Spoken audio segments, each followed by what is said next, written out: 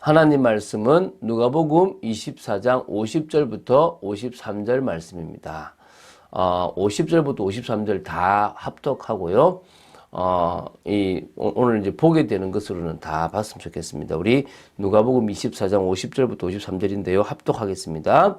예수께서 그들을 데리고 베다니 앞까지 나가사 손을 들어 그들에게 축복하시더니 축복하실 때에 그들을 떠나 하늘로 올려지시니 그들이 그에게 경배하고 큰 기쁨으로 예루살렘에 돌아가 늘 성전에서 하나님을 찬송하니라. 아멘.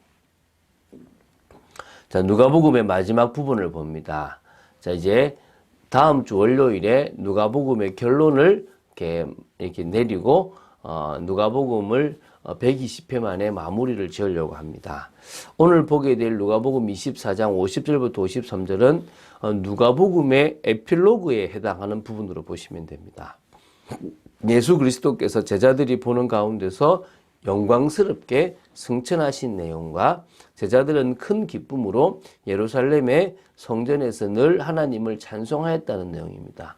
물론 바로 찬송이 된 건 아닌데 근심하고 있는 중에 천사가 나타났고 그것 때문에 그 말씀을 듣고 이렇게 모여서 이제 그런 또 이렇게 합심으로 기도하는 중에 기쁨이 넘칠 만한 성령의 역사가 위로부터 이렇게 능력을 이렇게 덧입게 되었는데요.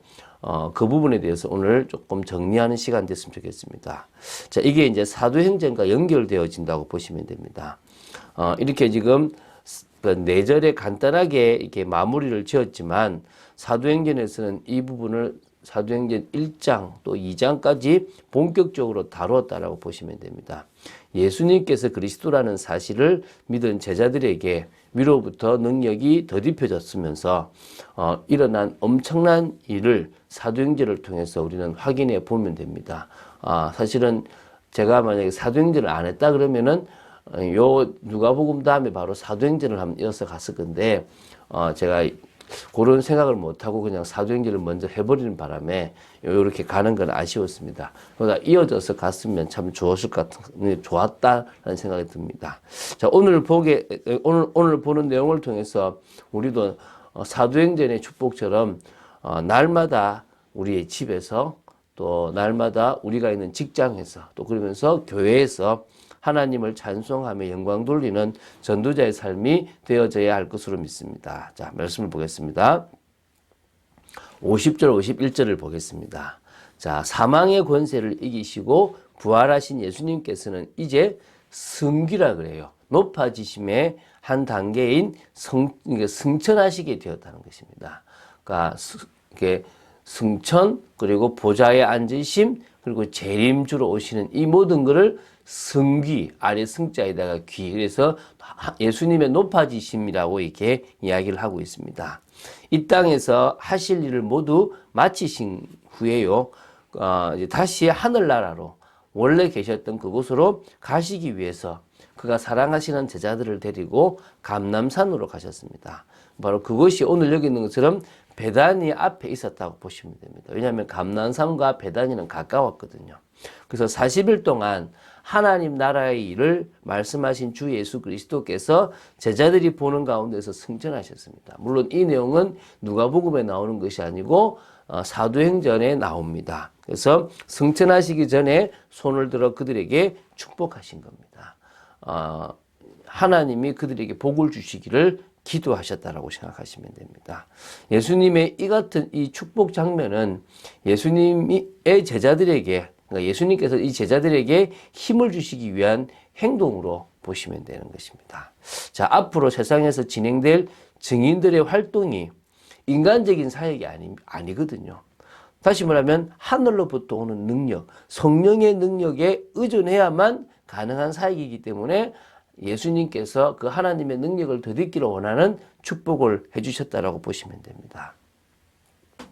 자, 그러므로 하나님이 주시는 은혜로서 그 사명을 성공적으로 수행하기를 바라는 예수님의 간절한 열망의 표현인 동시에 힘을 주시는 축복의 시간이 바로 이렇게 승천하시면서 하셨던 거라고 보시면 됩니다.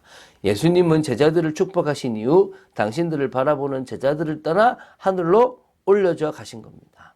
그래서 엘리야가 엘리사가 있는 가운데서 올라가듯 올라가셨다라고 보시면 될 것 같습니다.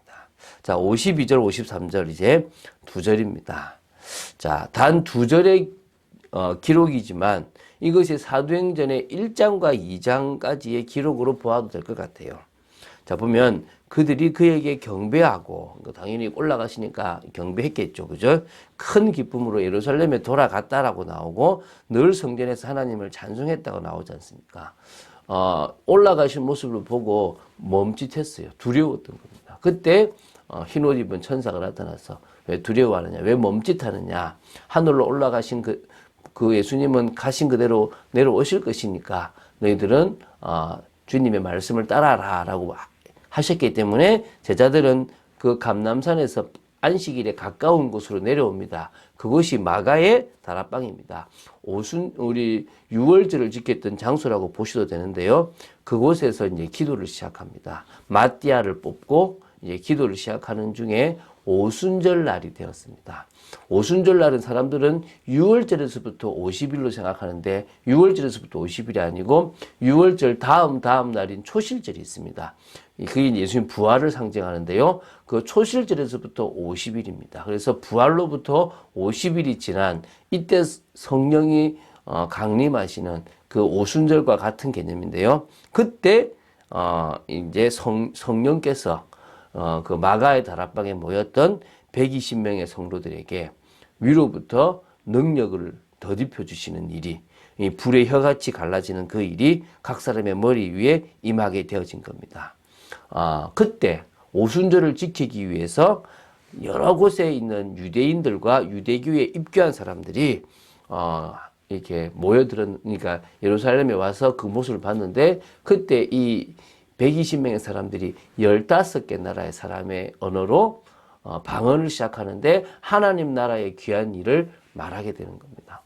이건 지금 내 나라 말이다. 내가 살고 있는 지역 말이다. 이런 부분들을 듣게 된 겁니다. 이때 베드로가 일어나서 설교를 하게 됩니다. 이게 바로 요엘서 2장의 기록이다라고 이야기하게 되고요. 그때 찔려서 예수를 믿게 되는 사람들이 3,000명이나 나오게 되는 것입니다. 그 요엘서부터 해서 예수님으로 이렇게 말씀이 오게 됐으니까요. 그죠? 그리고 그들이 이제 3,000 제자가 되었다고 보시면 됩니다. 사도의 가르침을 받게 되고 막 능력이 나타나게 되고요. 서로 나누게 되고요.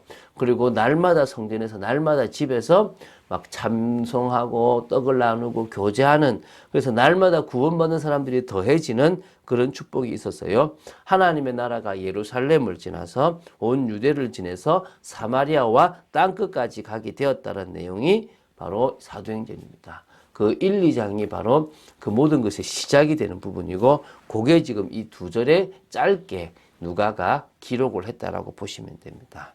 그래서 그 복음이 이렇게 흘러서 우리에게까지 오게 되었다고. 얼마나 감사한 일입니까? 또 우리를 지나서 하나님은 또 복음 받을 영혼들을 살리실 줄로 믿습니다.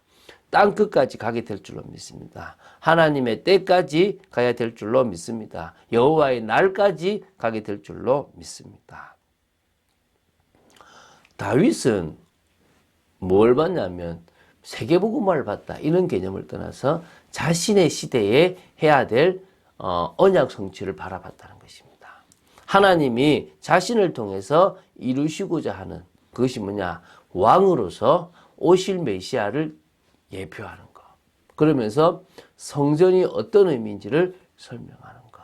그래서 메시아 그리스도가 이 땅에 오셔서 이루기 전까지 그 비밀을 설명하고 그 언약을 백성들에게 심고 하나님 나라의 백성의 그 왕국을 예표로 이렇게 예표될 그것으로 한번 보여보는 그 일을 이 다윗이 했다는 것입니다. 그래서 언약의 신앙을 자기만 가진 것이 아니라 온 백성들이 다 가질 수 있도록 다 정비를 하고 그 소원 그대로 모든 물질부터 시작해서 제사장 또 심지어 뭐 일꾼들까지 다 준비를 다 하는 모습, 그리고 백성들을 다 불러 모아놓고 거기서 중요한 이 성경에 대한 이야기를 이렇게 유언처럼 남기는 모습이 나옵니다.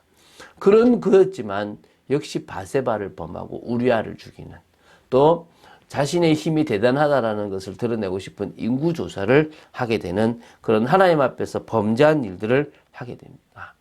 그래서 늘 부족하고 연약하고 하나님의 은혜 없이는 살아갈 수 없는 존재임을 그가 스스로 보였습니다. 우리도 마찬가지입니다. 목사로서 주의 일을 하고 중직자로서 주의 일을 하고 또 그리스도의 제자로서 주의 일을 하는 것처럼 보이지만 늘 언제나 속을 수 있습니다. 사람에 속고 가정에 속고 돈에 속고 또 여러 현실에 속고 나도 모르게 내 자아에 속게 되어 있습니다.